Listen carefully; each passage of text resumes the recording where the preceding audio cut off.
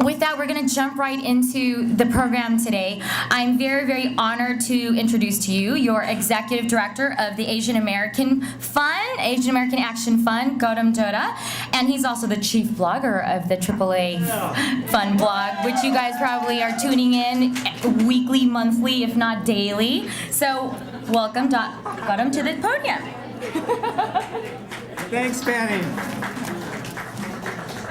Well, tonight, I have some good news and bad news. So let's start with some bad news.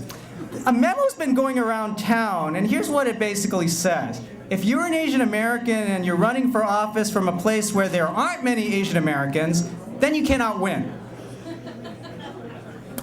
Now, here's the good news. 2 leaders did not get that memo. One decided to run for Congress against a tough political machine.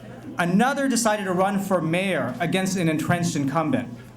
In fact, they quickly won everyone's over by going back to the basics. They campaigned the old-fashioned way, door to door, group by group, meeting by meeting.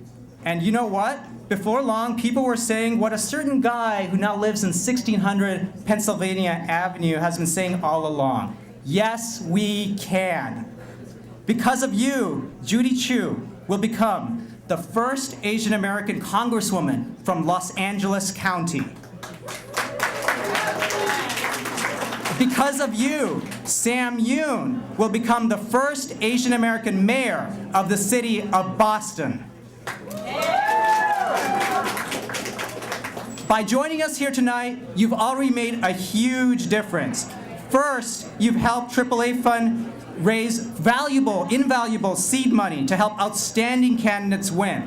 Last year, we endorsed 39 candidates, and over 2/3 of them won, including a guy named Barack Obama, a guy named Al Franken, and a guy named Mike Honda. What's more, you helped mobilize the community on issues that truly matter. Over the years, we've forged close relationships with elected officials. When we call, they listen. Our blog was recently recognized by the Library of Congress. We provide a powerful voice for the Asian American community to talk about issues that are happening in the area. And here's one example. Over the past year, we organized a panel that was focused on Texas, because there's a lawmaker there you may have heard. Her name was Betty Brown. She's a Republican, and she said that she asked Asians why Asians couldn't have more American-sounding names. That was an outrage. And what we did was we got together a national phone call involving Hubert Vo, who is the first Democrat to be elected in the Texas legislature. We got together key leaders from ALDEF. We got together leaders from the Texas Asian American Democratic Party to talk about this and talk about the bigger problem, which is there's a big anti-immigrant wave going on. There's a mean-spirited piece of legislation in Texas that would disempower, that would disenfranchise all communities of color, and we've got to fight it. So that's one thing that we're doing. We played a key role in that effort, and we'll keep you posted there. Finally, here's one last thing what we do.